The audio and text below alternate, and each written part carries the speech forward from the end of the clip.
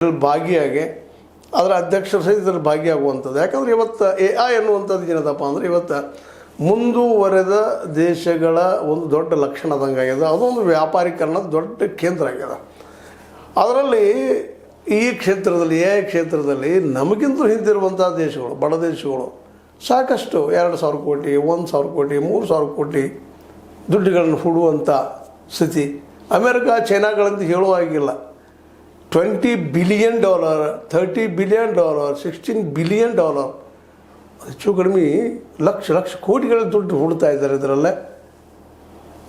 ಅವರು ಈ AI ಮೂಲಕ ಇಡೀ ವಿಶ್ವನ ಆಳಬೇಕು ಅನ್ನೋದು ಪ್ರತಿಯೊಂದು ದೇಶದ ಹಂಬಲ, ನಮ್ಮದು ಹಂಬಲ ಅದು ಇಲ್ಲಂತಲ್ಲ. ಆದರೆ ನಾವು ಅದಕ್ಕಾಗಿ ಏನು ಮಾಡ್ತಾಯಿದ್ದೀವಿ? ಇಲ್ಲೊಂದು ಘಟನೆ ನಡೆದದ ನಿನ್ನೆ. ಅದರಲ್ಲೂ ವಿಶೇಷವಾಗಿ ನಮ್ಮವರು ಒಂದು ಸಂಶೋಧನೆ ಮಾಡಿದ್ದಾರೆ ಕೆಲವು ಫೀಲ್ಡ್ದಲ್ಲೇ, AIದಲ್ಲೇ ಹೊಸ ಸಂಶೋಧನೆ ಮಾಡಿ ಒಂದು ನಾಯಿಯನ್ನು ಕಂಡುಹಿಡಿದಿದ್ದಾರೆ. ಏನಪ್ಪ ಅಂತಂದ್ರೆ ರೋಬೋ ನಾಯಿ, ಅದನ್ನು ಪ್ರದರ್ಶನಕ್ಕೆ ಇಟ್ಟಿದ್ದಾರೆ.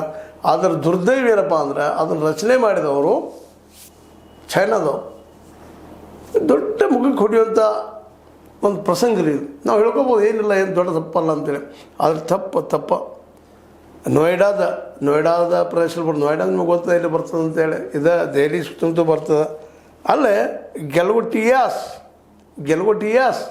ಅನ್ನುವಂಥ ವಿಶ್ವವಿದ್ಯಾಲಯದ ಆ ವಿಶ್ವವಿದ್ಯಾಲಯದ ಪ್ರೆಸೆಂಟ್ ಮಾಡ್ತದೆ. ಅಂದ್ರೆ ವಿಶ್ವವಿದ್ಯಾಲಯಗಳ ಮೂಲಕ ನಡೆದಂಥ ಪ್ರದರ್ಶನ ಅಲ್ಲಿಯ ಅಂದರೆ ನಮ್ಮಲ್ಲಿಯ ವೈಜ್ಞಾನಿಕ ಮಟ್ಟ, ನಮ್ಮ ತಾಂತ್ರಿಕ ಮಟ್ಟ ಜಗತ್ತಿಗೆ ತಿಳಿಸುವಂಥದ್ದು.